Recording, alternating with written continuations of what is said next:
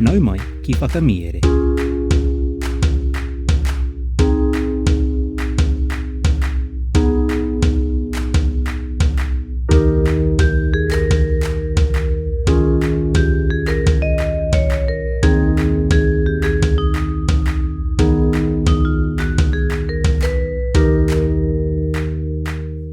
Nau mai hara mai ki whakamiere. Welcome to Whakamiere, our podcast where we share reo Māori translations of stories.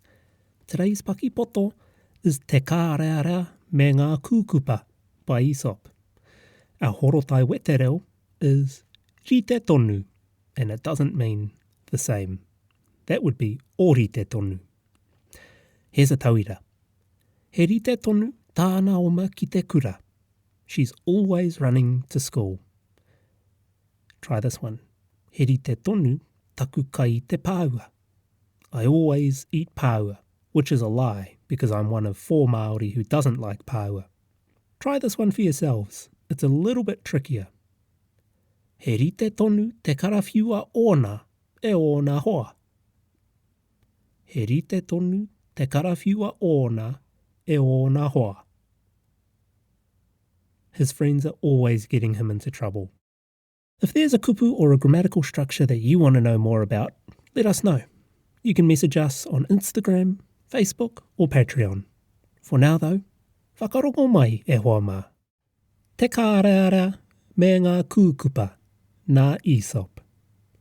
E hia kēnei ngā rā I rite tonu ai, tā te Kārearea hāro tai āwhio nei I tētahi kohinga kōhanga, whaia ana tētahi kūkupa hei kai māna. Engari auare ake, nā te mate kai ia I whirinaki ke atu ai ki tētahi rautaki anō.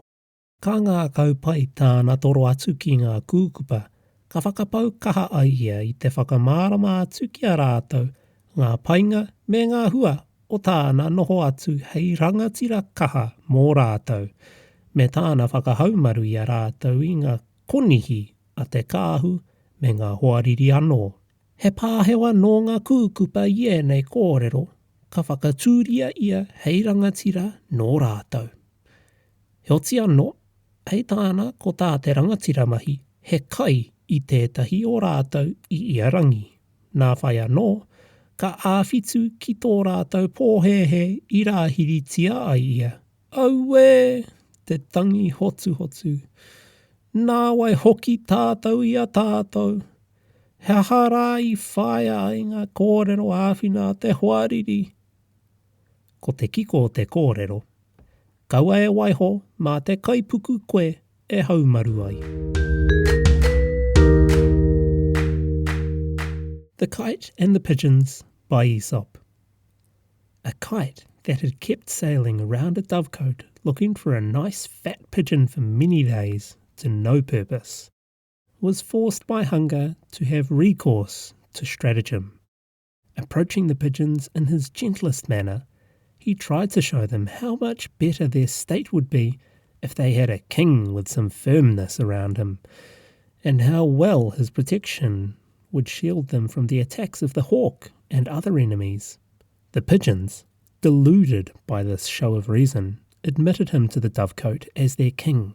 They found, however, that he thought it part of his kingly prerogative to eat one of their number every day, and soon repented of their credulity in having let him in. Ah, they exclaimed in despair, we deserve no better. Why did we heed the counsel of an enemy? The moral being, trust not your security to one who puts his own interests first.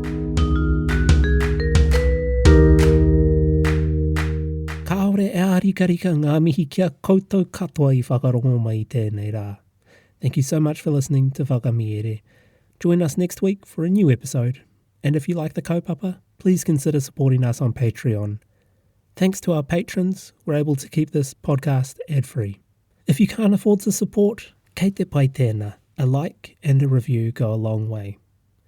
If you have friends and whānau who might like the podcast, please share it with them as well. Check out Patreon for all the kōrero about subscriptions and how to join our whānau whakamiere. O taurapa au. E mihi nui ana hei a koe nei e hoa mā.